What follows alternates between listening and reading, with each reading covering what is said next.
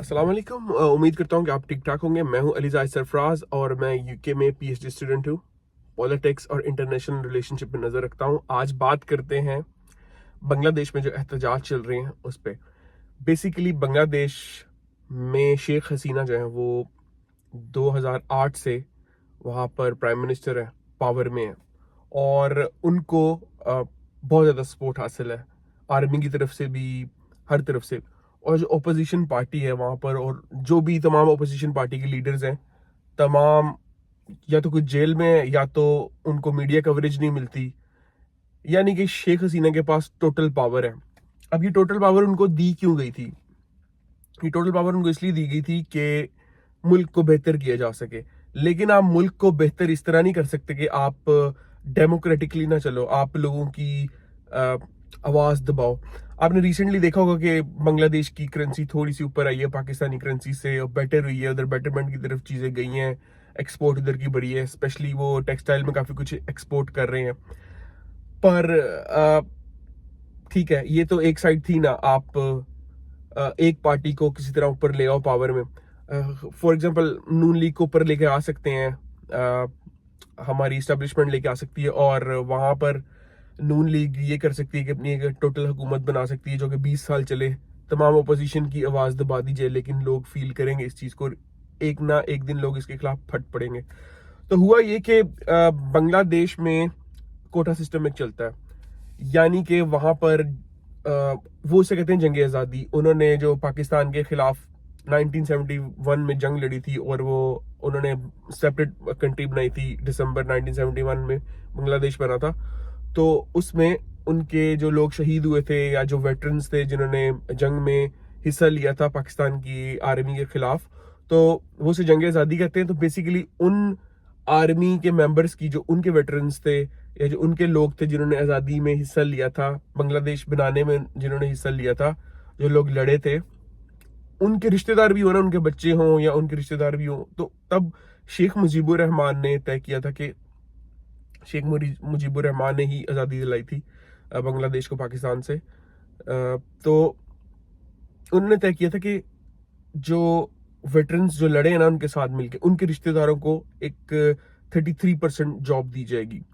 Almost यानी कि जितनी भी गवर्नमेंट जॉब्स है ना, उनमें से 33% हक बनता है उन वेटरन्स का या उनके रिश्तेदारों का या उनके बच्चों का। ठीक है, तो वो सिस्टम चला आ रहा था तब तब के लिए। वो सिस्टम आई थिंक वो ठीक था, क्योंकि जिन लोगों ने जंग लड़ी है उन लोगों को कुछ ना कुछ, उन लोगों का हक बनता है कि वो 30% गवर्नमेंट में जॉब करें। ठीक है, उस वक्त के लिए ठीक था। लेकिन अब चल रहा है 2024 और इस चीज को ऑलमोस्ट 53 ईयर्स गुजर चुके हैं। तो अब अगर उनके बच्चे के बच्चे हैं तो उनको भी वो 30% जॉब दी जा रही है, इवन कि वो मेरिट पर उतरते हैं या नहीं उतरते। तो मेरे ख्याल में ये गलत है। मैं इसके बारे में सोचता हूँ ये गलत है। वो तब के लिए ठीक था, वो रूल थी 30 ईयर्स के लिए होना चाहिए था या 35 ईयर्स के लिए होना चाहिए था, ठीक था। 2018 में ये लॉ खत्म कर दिया गया था, कोटा सिस्टम जो है ना वो खत्म कर दिया गया था। ठीक है, अभी आई डोंट नो व्हाई कि शेख हसीना ने 2024 में उसको दोबारा इंट्रोड्यूस कराने की कोशिश की, तो स्टूडेंट वहां पे भड़क उठे।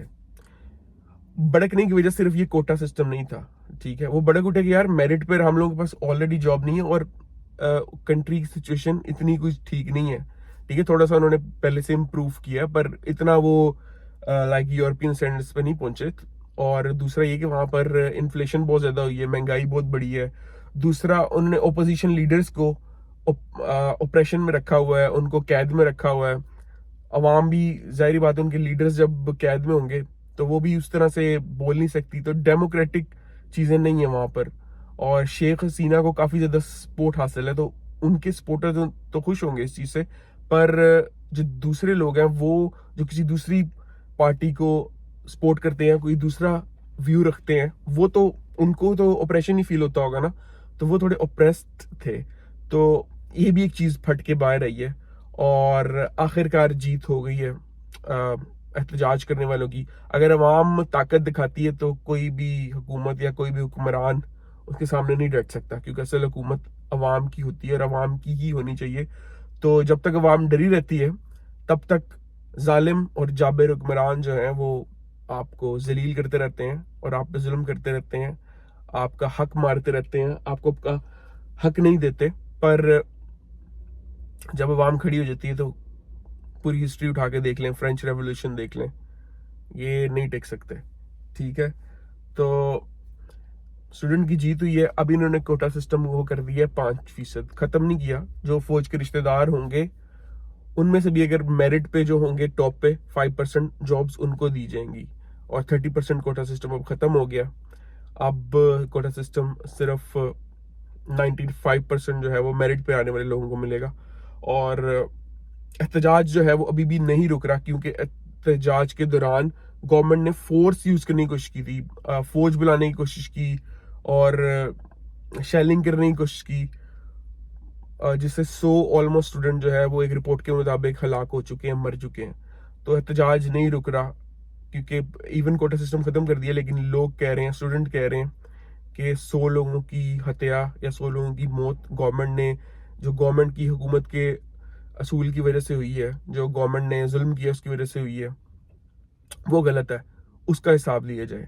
तो स्टूडेंट अभी तक नहीं रुक रहे और बांग्लादेश के हालात थोड़े से ख़राब चल रहे हैं, पर उम्मीद है कि ये बेहतर होंगे।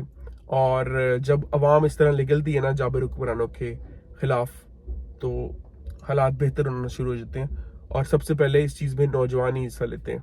तो उम्मीद है यार आपको खबर अच्छी लगी होगी, रिपोर्ट पसंद आई होगी।